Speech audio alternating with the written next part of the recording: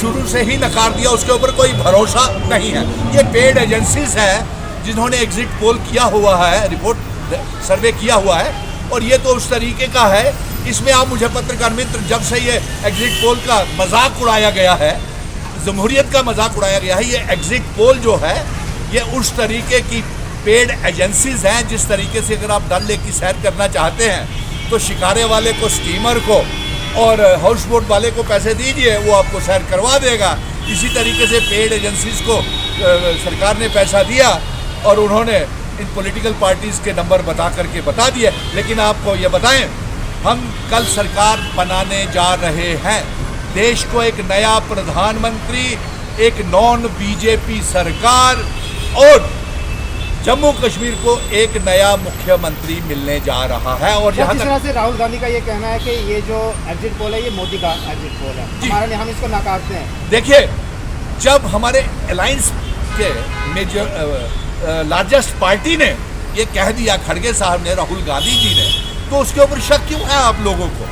हमने ज़मीन पे काम किया हुआ है, हमें मालूम है जिस तरीके से जम्मू कश्मीर में हमारे 5 सीटें आ रही हैं, उमर अब्दुल्ला साहब की, मियां अल्ताफ लाडली साहब की, राहुल लर साहब की श्रीनगर की, रमन भल्ला की जम्मू की, और कठुआ उधमपुर की पीएमओ मंत्री इस बार आप प्रधानमंत्री के कार्यालय में आप इस्तीफा आज ही दे दीजिए।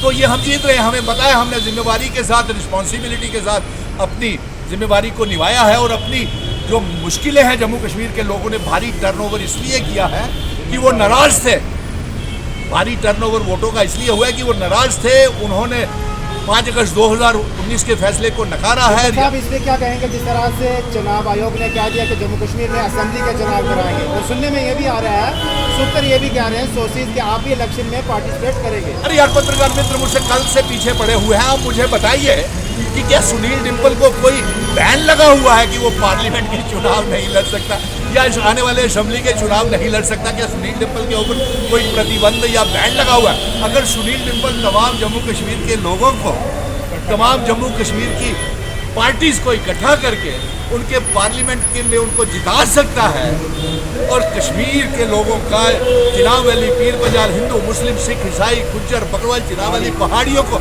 इकट्ठा कर सकता है, तो जम्मू कश्मीर के बेटे को क्या ये हक नहीं है कि वो असेंबली के चुनाव अगर लड़ना चाहे तो लड़े? इसमें आपको सवाल क्यों उठ रहे? देखिए, सवाल ये बनता है कि कल रिजल्ट जब आएंगे, हम मैं तमाम जम्मू कश्मीर के लोगों को इकट्ठा फिर करने वाला हूँ, उनसे पूछूंगा कि जम्मू कश्मीर का नया मुख्यमंत्री किसको बनाना है, नंबर 1। नंबर 2, मैं जम्मू कश्मीर की तमाम सियासी पार्टियों को फिर से बिठाऊंगा, कांग्रेस, नेशनल कॉन्फ्रेंस, फारूक अब्दुल्ला, कांग्रेस के नेता, कश्मीर के नेताओं को फिर बिठाऊंगा, और आगे की रणनीति असेंबली के चुनावों के लिए करेंगे। एक असेंबली के चुनावों के लिए हम सोच विचार करेंगे कि कैसे हम ये चाहते हैं कि रियासत का दर्जा हमें चुनावों से पहले मिलना चाहिए। नंबर 2, जो इल्हाक की शर्तें, जो विरासत हमें हमारे बुजुर्ग जिन शर्तों के ऊपर इल्हाक सेशन करके गए थे, वो रियासत हमको शर्तों वाली मिलनी चाहिए। नंबर 3, हम स्टेट सब्जेक्ट ज़मीनों की और नौकरियों के ऊपर, और सिर्फ परमानेंट रेजिडेंट एड्रेस जिनके पास स्टेट सब्जेक्ट होगा उन्हीं को ज़मीनें और नौकरियाँ मिलेंगी। कल अगर सेंटर में इंडिया ब्लॉक मेजोरिटी में आ जाता है, पीएम फेस कौन होगा? अरे यार, पहले ये पूछिए कि भारतीय जनता पार्टी के पास प्रधानमंत्री का मोदी के सिवाय वो चेहरा है, क्योंकि देश के लोग तो मोदी जी को नकार रहे हैं। और उसी तरह मैं भारतीय जनता पार्टी को ये पूछता हूँ कि जम्मू कश्मीर के लिए उनका मुख्यमंत्री का चेहरा कौन सा है? सीएम कैंडिडेट जम्मू कश्मीर के लिए मुख्यमंत्री का भारतीय जनता पार्टी बताए कौन है? क्योंकि 3 कैंडिडेट आप कश्मीर में पहले ही हार गए, 28 सीटों के ऊपर आप असेंबली के चुनाव लड़ रहे हैं, और इसके साथ साथ आप ये बताएं कि आप जम्मू कश्मीर में किसके साथ अलायंस करने जा रहे हैं, बताएं? क्योंकि वो तो पार्लियामेंट के चुनाव हार जाएंगे, उनको तो आपने मिलकर के हरा दिया।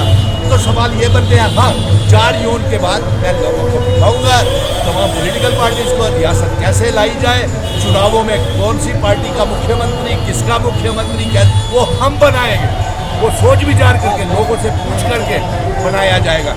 और फिर आप पत्रकार मित्र, ना जाने क्यों ये नया सवाल आप खड़ा कर दिया कि आप असेंबली के चुनाव लड़ रहे हैं, तो मैं उसके अवज में ये कहता हूँ, मुझ पर कोई बैन नहीं लगा हुआ है चुनाव लड़ने से, ना ही कोई रोक है मेरे ऊपर, तो फिर आप ये मुझे क्यों ये सवाल करें? हम मान के चलें कि असेंबली के चुनाव में आप पार्टिसिपेट करेंगे? मैंने कहा ना, अगर मैं if I am a king maker, मैं संसद बना सकता हूँ, पार्टियों की सीटें जिता सकता हूँ, असेंबली में सरकार बनवा सकता हूँ, तो मुझे कोई बैन थोड़ी लगा हुआ है कि मैं असेंबली के चुनाव नहीं लड़ सकता।